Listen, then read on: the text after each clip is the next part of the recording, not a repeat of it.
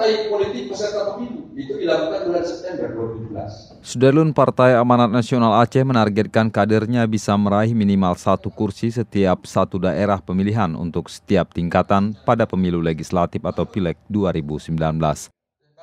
Baik tingkat DPR RI, DPRA hingga DPRK. Sedangkan bagi dapil potensial, PAN menargetkan minimal 2 kursi untuk setiap tingkatan. Hal ini disampaikan Ketua Komite Pemenangan Pemilu Nasional KPPN PAN Ahmad Hanafi Rais pada rapat koordinasi wilayah pemenangan pemilu PAN Aceh di Hotel Mekah, Banda Aceh.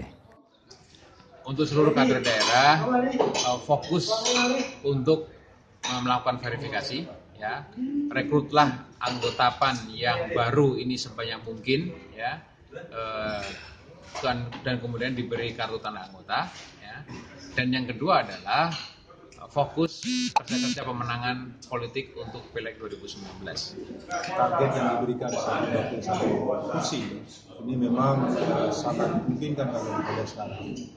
Yang namanya kawan-kawan di wilayah sudah mempersiapkan infrastruktur yang kuat terhadap partai sampai dengan ke desa-desa. Kemudian kita melakukan pemetaan terhadap kekuatan kita di lapangan.